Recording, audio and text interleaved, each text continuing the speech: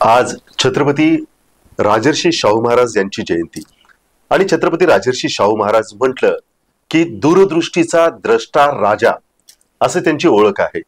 या राजानं काय केलं तर जनतेला रयतेला केंद्रस्थानी ठेवून त्यांच्यासाठी जे जे काही करता येईल त्यांच्या विकासासाठी त्यांच्या दैनंदिन जीवनामध्ये जे काही आपल्याला करता येईल त्यासाठी झोकून देणारं नेतृत्व म्हणून त्यांच्याकडे पाहिलं जातं।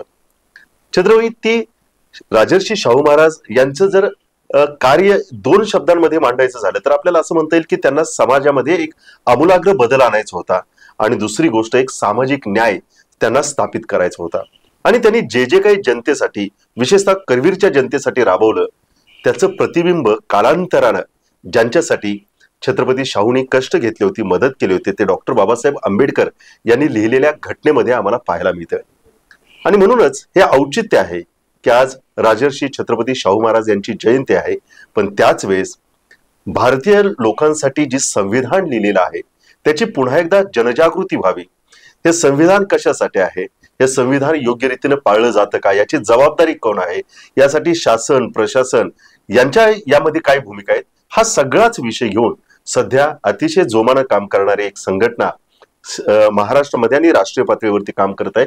आणि ही चळवळ खऱ्या अर्थानं लोकांच्या पर्यंत घेऊन जाण्याचं जे शिवधनुष्य पेललेलं आहे ते भारतीय जनसंविधान मंच यांनी आणि याचे जे महाराष्ट्राचे समन्वयक आहेत ते पारसभाई ओसवाल आहेत आणि त्यांच्याकडे एक मोठी जबाबदारी दिलेली आहे की हा जो विचार आहे तो विचार देशभरामध्ये पोहोचवण्यासाठी कोल्हापूरचं तुम्ही एक मॉडेल तयार करा आणि ते मॉडेल तयार करण्याची जबाबदारी त्यांच्यावरती। हा नेमका विषय काय आहे हा त्यांच्याकडूनच समजून घेऊ। नमस्कार पारस। नमस्कार। हा नेमका भारतीय जन संविधान मंच जो आहे तो नेमकं काय आहे आणि त्याची सुरुवात कुठून झाली? संविधान हे आपल्या राष्ट्राचं खरी घटना आहे आणि राष्ट्राची घटना सर्वसामान्यांना माहीत असणे आवश्यक आहे। आज संविधान साठी सगळे पक्ष सगळेच लोक संविधान बदलते काय, संविधान बदलणार काय अशा चर्चाकडून लोकांपर्यंत पोहोचत आहेत। त्यावेळी लोकांचा हा विचार होण्यापेक्षा लोकांना खरंच संविधान बदलाचा कुणाला अधिकार आणि कोण करू शकते। खरं तर संविधान मध्ये बदल हा संसदेशिवाय होऊ शकत नाही। बरोबर 50% किंवा 75% मतदानाशिवाय होऊ शकत। काही गोष्टी आहेत त्याला मौलिक अधिकार आहेत ते 75-80% मतदान झाल्यानंतरच होऊ शकते। म्हणजे हाफ मेजॉरिटी की 3/4 मेजॉरिटी। तर ह्या सगळ्यावर सामान्य नागरिकांना समजण्यासाठी हा भारतीय जन संविधान मंच आम्ही स्थापन केला आहे। ह्या मंचाचं काम काय, साधारण संविधानानं तुम्हाला राजा बनवले म्हणजे संविधान नागरिकांना जेवढ्या सुविधा येतील जेवढे शासकीय निर्णय त्याच्यासाठी करता येतील किंवा त्याला सुलभ करता येतील ह्यासाठी हे संविधान स्थापन झालेलं आहे। पण त्याची खरी माहिती नागरिकांना नाहीच। बरोबर। आज समजा तुम्ही कुठल्याही अधिकारी ऑफिस किंवा कुठे गेला नागरिक म्हणून तुम्हाला काय काय हे मिळतं तिथं, नागरिक म्हणून तुम्हाला काही मिळत नाही। म्हणजे आज तुम्ही समजा कलेक्टर ऑफिसला गेला, संविधानानं नागरिकांसाठी कलेक्टर बसवलेला आहे आणि त्यांनी त्यांच्या अडचणी समजून घेऊन त्याला सोल्युशन द्यायचं आहे, पण तसं होत नाही। ठीक आहे, आता सगळ्या राजकीय पक्ष सगळ्यांनी मिळून जर संविधान लोकांपर्यंत पोहोचवायचं ठरवलंय तर आम्ही त्याच्यात मोठ्या प्रमाणात सहभाग घेऊन तो लोकांपर्यंत पोहोचवायचा प्रयत्न करतो। म्हणजे थोडक्यात कसं आहे, शेवटी शासन प्रशासनानं प्रयत्न केल्याशिवाय नागरिकांपर्यंत काहीच पोहोचत नाही। नाहीतर नागरिकांनी उद्रेक करावा लागतो पोहोचवण्यासाठी, मग ते उद्रेक होण्यापेक्षा ते तुम्हाला दिलेलंच आहे, मग त्या मोर्चे वगैरे काढायची गरज काय। म्हणजे नागरिकांच्या अधिकारांची कर्तव्यांची जाणीव पुन्हा एकदा करून द्यायची आहे, एवढीच फक्त त्याच्या मागची भूमिका आहे। म्हणजे संविधानात सगळे कर्तव्य अधिकार जबाबदारी लिहिलेले आहेत, त्या कर्तव्य अधिकार जबाबदाऱ्या ह्या नागरिकांना पटवून सांगून आणि ज्यावेळी तुम्ही एखादी शासनाकडनं मदत घेत आहे त्यावेळी तुमची जबाबदारी पण ह्या जबाबदारीची जाणीव होणे, अधिकारांची जाणीव होणे ह्यासाठी हे भारतीय जन संविधान मंच काम करते। म्हणजे थोडक्यात असं म्हणता येईल का की नागरिकांना त्यांचे अधिकार मूलभूत काय आहेत, कर्तव्य काय आहेत, नेमकं संविधानामध्ये आपल्याला काय अधिकार दिलेले आहेत हे कुठेतरी विसरलेले आहेत किंवा कदाचित त्यांची जाणीव होत नसेल. खरं आहे, विसरलेलं असल्यापेक्षा खरं तर शिकवलं कुठं जातं. अच्छा. खरी शिक्षणाची जबाबदारी विद्यापीठची, ज्या त्या विद्यापीठची आणि शिक्षण संस्थेची. ज्यावेळी तुम्ही एखादी गोष्ट तुम्हाला शिकवलीच जात नाही तर तुम्हाला लक्षातच येत नाही. म्हणजे बरोबर. त्यामुळे ही जबाबदारी ज्या त्या विद्यापीठाची आहे. आता कोल्हापूर शिवाजी विद्यापीठाची पहिली जबाबदारी आहे. आता शिवाजी विद्यापीठावर संविधानचे कार्यक्रम चालू आहेत. संविधान म्हणजे अवेअरनेसचे कार्यक्रम चालू आहेत. अवेअरनेस बरोबर मुलांनाही शिक्षण देणं आवश्यक आहे. बेसिक कसं आहे, एक तुम्ही प्रायमरी नंतर निदान त्याचे मूलभूत अधिकार काय आहेत, मौलिक अधिकार काय आहेत, शासनाचे अधिकार हे माहिती देणे आवश्यक आहे. हे माहिती देण्यासाठी आता आम्ही विद्यापीठालाही सांगतोय. पण आता माझ्या मते आता जी काही परिवर्तन दिसायला लागले त्याच्यात संविधान हे सर्वांना शिकवलं जाईल. फक्त त्याची सुरुवात कुठे करायची आवश्यकता आहे. ती सुरुवात आज कोल्हापुरात नव्हते. आणि कोल्हापुरात का, मी तेच प्रश्न विचारणार होतो की कोल्हापूर मधूनच करण्याची. छत्रपती शाहू महाराजांनी ज्यावेळी रयतेचे राजा होते त्यावेळी त्यांनी ह्या सगळ्या गोष्टी, त्यावेळी संविधान नव्हतंच आपल्याकडे. संविधान बाबासाहेब बरोबर राजेशाही होती आणि संविधान हे बाबासाहेब आंबेडकरांनी लिहिलं आणि ते इम्प्लिमेंटेशन मध्ये आलंय. त्याच्या आधी सुद्धा आपल्याकडं अस्पृश्यता नव्हती. महाराज त्यांच्याकडे जाऊन त्याच्यावर जेवत होते. सगळ्यांना शिक्षण मिळावं म्हणून सगळ्या जाती धर्मांच्या लोकांना ह्याच्या जागा एज्युकेशनसाठी जागा दिलेल्या आहेत. आणि कोल्हापूर हे कुठल्याही म्हणजे जाती धर्माशी बांधले नव्हतं. राजेशाही असून सुद्धा कोल्हापुरात सर्व धर्म समभाव होता. बरोबर. सर्व धर्म समभाव असताना म्हणजे जातीय सलोखा फार चांगला कोल्हापुरात होता. आणि जे ज्या अडचणी आल्या त्या त्यावेळी विचार करून त्याच्यावर नियम केले. नियम म्हणजे संविधान. म्हणजे दुसरं तिसरंच काय नाही. चांगली समाज व्यवस्था राबवण्यासाठी काय केलं पाहिजे हे ठरवणं म्हणजे संविधान. आणि छत्रपती शाहू महाराजांनी त्यांच्या त्यावेळेचे जे कायदे केले त्याच्यामध्ये शिक्षण प्रत्येकाला हे सक्तीचं केलं होतं. मुलींना शिक्षणाचा अधिकार दिलेला होता. त्याच पद्धतीने विधवा ज्या आहेत त्यांना पुन्हा एकदा समाजाच्या प्रवाहामध्ये कसे आणतील, म्हणजे असे क्रांतिकारक अगदी 100 वर्षापूर्वी आरक्षणासारखा विषय शाहू महाराजांनी घेतलेला होता.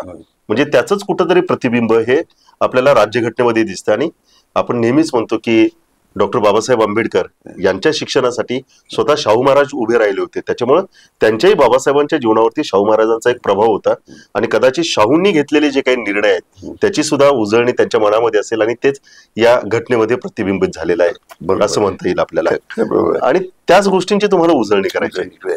थोडक्यात त्यावेळी आपल्या शिक्षणात शाळेत न जाण्याला एक दंड होता. हो, म्हणजे त्यावेळी दंड घ्यायचा नव्हता पण मुलांनी शाळेत जावं बरोबर ही त्यांच्याकडं तळमळ होती. बरोबर. त्या तळमळीतनं त्यांनी 1 रुपया दंड लावलेला आहे. बरोबर. तर या सगळ्या गोष्टी असल्यामुळेच कोल्हापूर या दृष्टिकोनातून याची निवड केलेली आपल्याला जाणवते. मग याचा आता धुरा जे आहे हे राष्ट्रीय स्तरावरती काम आहे कसं चालू आहे? आता ह्याचे राष्ट्रीय समन्वयक आमचे ज्ञानेश्वर मुळे. अच्छा. ज्ञानेश्वर मुळे सर ह्याची सुरुवात परराष्ट्र सचिव माजी परराष्ट्र सचिव ते कोल्हापूर जिल्ह्यात अब्दुल लाटचे. ज्यावेळी कोल्हापूर कॉलिंग आम्ही काम करत होतो 2014ला कोल्हापूर कॉलिंग मध्ये आम्ही शहराच्या सगळ्या नागरिकांची एक जबाबदारी स्टेक होल्डर नागरिक म्हणून आणि शहरात जे काम चालू आहे ते चांगल्या पद्धतीने चालू आहे काय आणि चांगल्या पद्धतीने करण्यासाठी काय केलं म्हणजे ह्यासाठी आम्ही संघटन स्थापन केलं.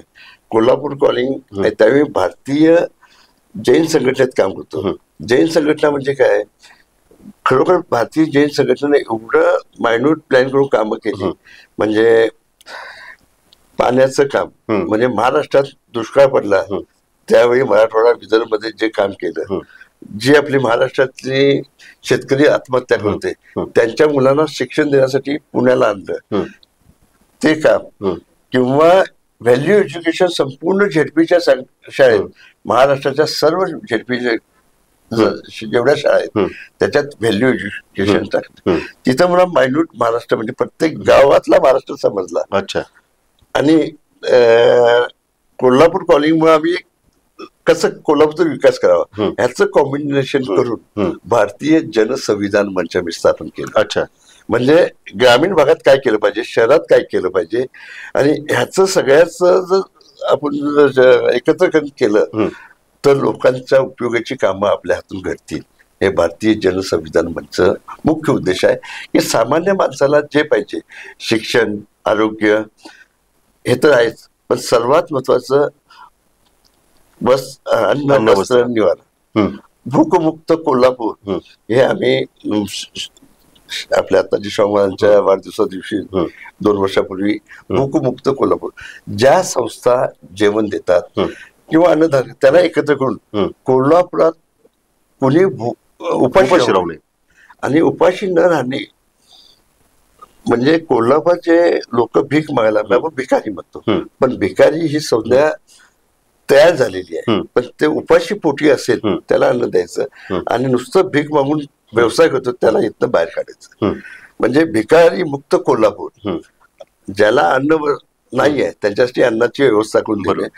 आणि ही सगळी व्यवस्था कलेक्टरची आहे, कलेक्टरने एसपीची, की एका गावात भिकारी काय आहेत आणि आज जे भिकारी आहेत तेच तुमचे म्हणजे आपण जे म्हणतो काम, म्हणजे काम नसताना उठाठेवी करायचं काम ते करतात. खरंच पोटासाठी मागतो त्याला आम्ही द्यायला तयार आहे. पोट सोडून तो भीक मागून व्यवसाय करत असेल तर त्याला कोल्हापूरचे एसपी आणि कलेक्टरने ते रोखलं पाहिजे. हे आमचं पहिलं तत्व आहे. पहिल्या ह्याच्यावरती मी काम करतो.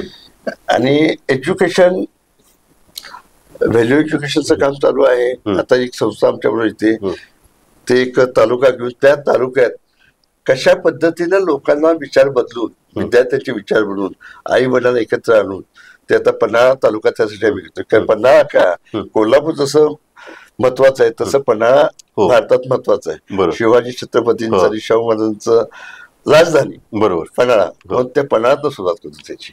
हे आता उद्याच्या शाहू जयंती दिवशी. हो, खरं म्हणजे ही सुरुवात अचानक झालेली नाही. म्हणजे ज्या पद्धतीने तुम्ही सांगितलं की जैन संघटनेच्या माध्यमातून काम करत तुम्ही गावांपर्यंत पोहोचला, गावची सगळ्या गोष्टी समजून घेतल्या आणि त्याच पुढचं पाऊल आपल्याला या गोष्टीला म्हणता येईल.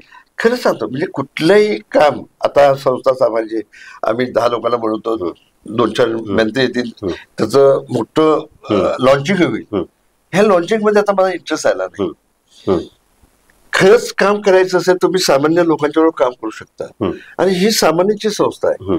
नागरिक ह्याच्यात महत्वाचा मुद्दा, म्हणजे महत्व नागरिकाला दिलेलं आहे. सामान्य नागरिक, आज तुमचा नेता असून दे, मंत्री असून दे, कोणी पहिला नागरिक आहे. आणि ज्यावेळी तुम्हाला ह्या मंचावर यायचं आहे तर तुम्ही तुमचा पक्ष, मंत्रीपद सोडून तुम्ही या आणि नागरिकांसाठी काय करू शकता. आणि शासनात बसा, तुम्ही नागरिकांसाठी चांगलं काम करू शकता. आणि त्याच्याबरोबर तुमच्याबरोबर आम्ही आहोत. शेवटी आम्ही तुम्हाला का निवडून दिले किंवा शासनाच्या जबाबदारी तुमच्याकडे काय दिल्या की सगळे एकत्र करू शकत नाही, आम्ही तुम्हाला निवडून दिले. बरोबर. आणि तुम्ही चांगलं काम केलं तर आम्ही तुमच्याबरोबर. बरोबर. आणि चांगलं काम नाही केलं तर संघटनेच्या मंचावर तुम्हाला सांगावं लागेल का प्रॉब्लेम आहे तुम्हाला, आमचे हे अधिकार आहेत, आमची ही कर्तव्य आहेत. आणि तुम्हाला अडचण आम्ही तुम्हाला सपोर्ट करतो. तुम्हाला कोण जर आठवत असेल तर आम्ही तुम्हाला सपोर्ट करायला तयार आहे. बेसिक कसं आहे, ह्या सगळ्या अशा पद्धती गोष्टी करायला माणूस आजचा नागरिक तयार होत नाही. बरोबर. एखाद्या राजकीय नेत्याला तुमचं सगळं बाहेर ठेवून त्या म्हणायचं बरोबर आमच्या मंचावर येताना नागरिक म्हणून या, बरोबर, हे शक्यच वाटत नाही. आम्ही शक्य करा भले 10 माणसं येऊन दे, आमचं संघटन चालू आहे आणि प्रॉपरली काम करायचं आम्ही ठेवलंय. सामान्य नागरिकाला ज्या काय अडचणी आहेत त्याच्यात जे काय आम्ही सोल्युशन देऊ शकतो, शेवटी सगळं सोल्युशन देऊ शकत नाही, पण सोल्युशन देण्याचा प्रयत्न आणि प्रयत्न करताना ज्या ज्या विभागाने जे तज्ञ आहेत त्यांना त्यांच्याबरोबर घेऊन, म्हणजे मी एक समन्वयक आहे, माझ्यावर कचऱ्यावर काम करणारे आहेत, अन्नावर काम करणारे, म्हणजे सगळ्या विषयावर काम समाजातल्या विविध क्षेत्रातली माणसं. त्याच्यात जेवढे सरकारचे खाते आहेत तेवढे आमच्या संघटनेत खाती असतील. त्या खात्याबरोबर नियोजन करण्यासाठी त्यांचा समन्वय करावा, ही एक साधारण भूमिका आहे. पारसभाईजी, आपल्या एकीकडे महाराष्ट्र समन्वयक म्हणून जबाबदारी तर आहेच, पण कोल्हापूर मॉडेल म्हणून करण्याची पण एक जबाबदारी आहे की जे मॉडेल संपूर्ण राष्ट्रामध्ये जाऊ शकेल. म्हणजे नेमकं काय करायचंय? म्हणजे थोडक्यात कसं आहे, संविधानात दिले नागरिकांचे अधिकार, संविधान दिले त्यामुळे कुणी नाकारू शकत नाही. अधिकाऱ्यांनी कशा पद्धतीने वागायचं हे अधिकाऱ्यांनी वागताच आहे, त्याच्यात काय त्रुटी असेल ती आम्हाला व्यवस्थित गरज आहे.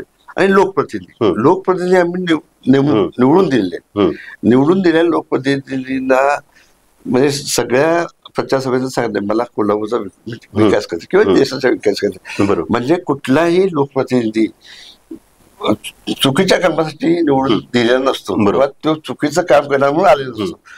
फक्त त्याला जाणीव करून द्यायचे ही कामं करायची आहेत आणि शासन प्रशासन आणि एनजीओनी मिळून ते सगळं काम करायचंय. शेवटी शासन आणि प्रशासन सपोर्ट करत नाही तो एनजीओ काही करू शकत नाही. आजची परिस्थिती तशीच आहे. एनजीओ आज खर्च करायला तयार आहे, स्वतःचा वेळ द्यायला तयार आहे, पण शासन प्रशासन जेवढं म्हणावं तेवढं महत्व देत नाही.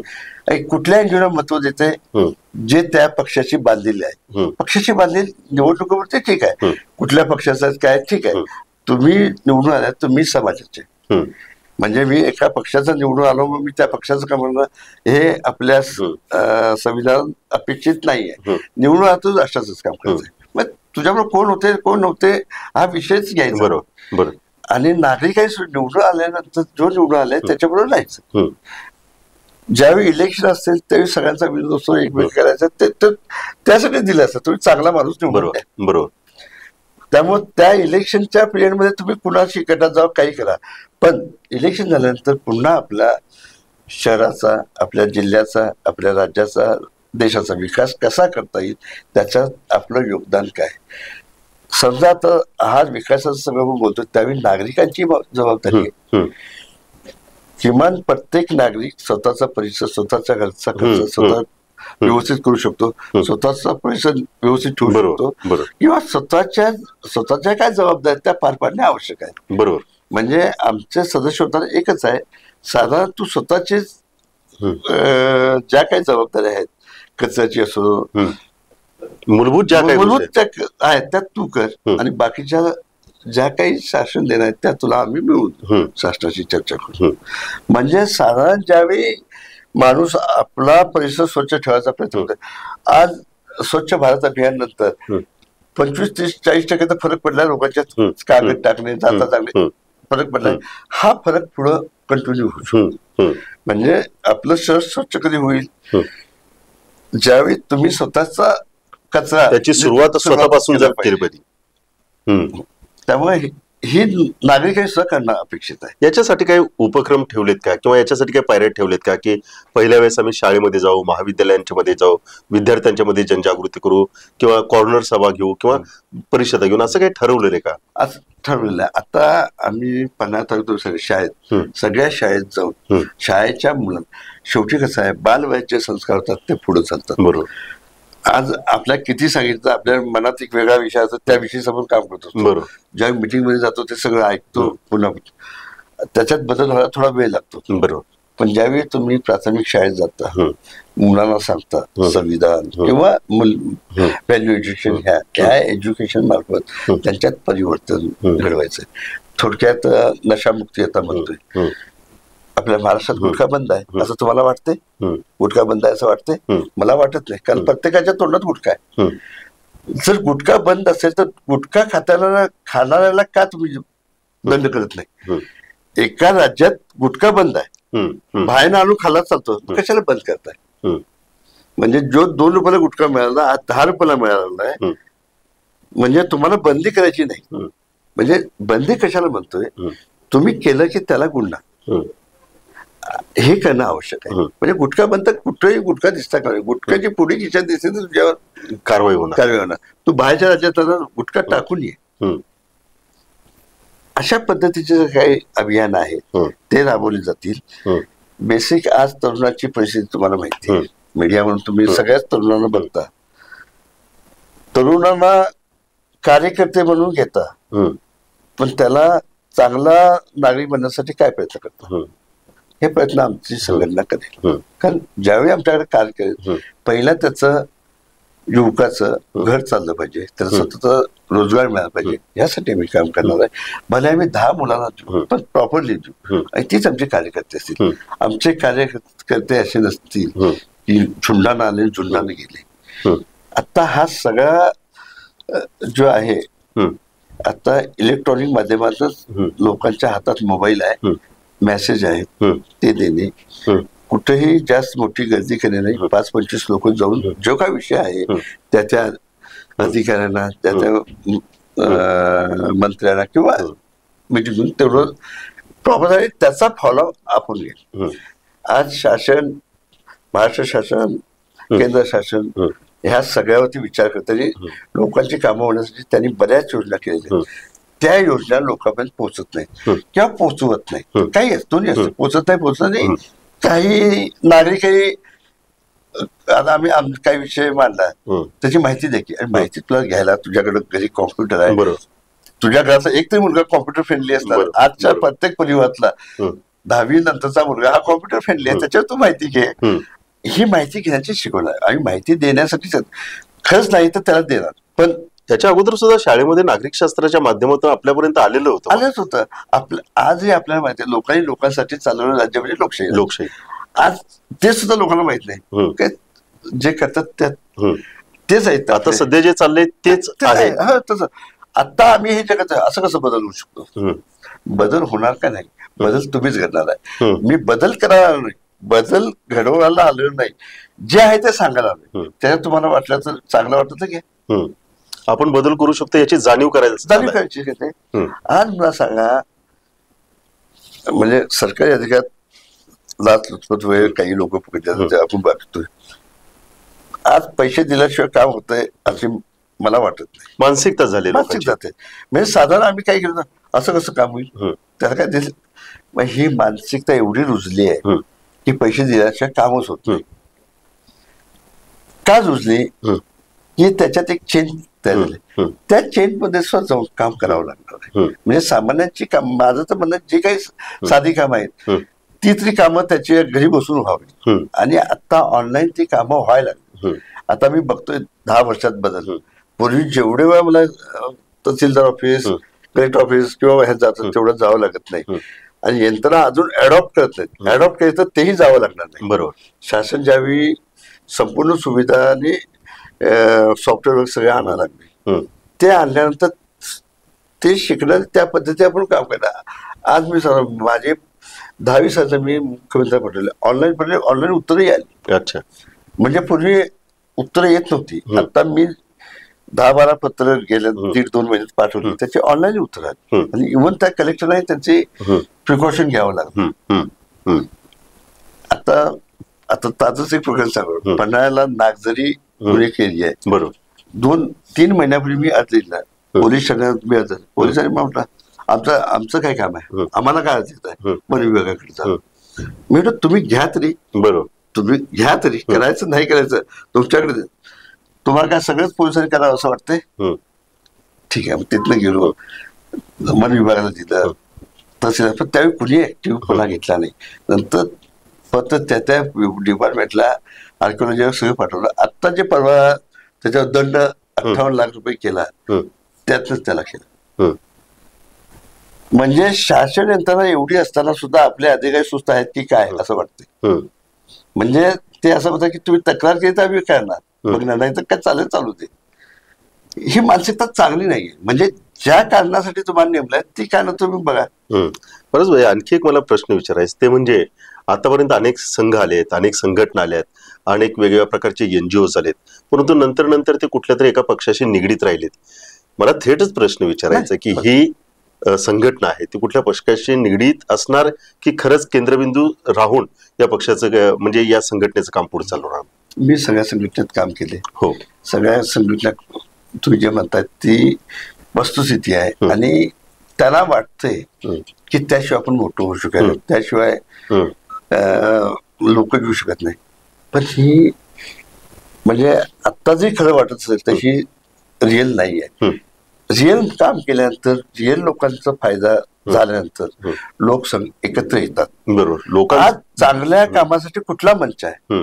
म्हणजे एका मंचावर जावा आणि तिथं सांगा किंवा इथं चांगली काम करेल आणि तुम्हाला होत असं सांगा, आम्ही तुम्हाला कोण देतो असं काय नाही, तुझं हक्क काय तो मिळवून द्यायचा प्रयत्न आम्ही करतो.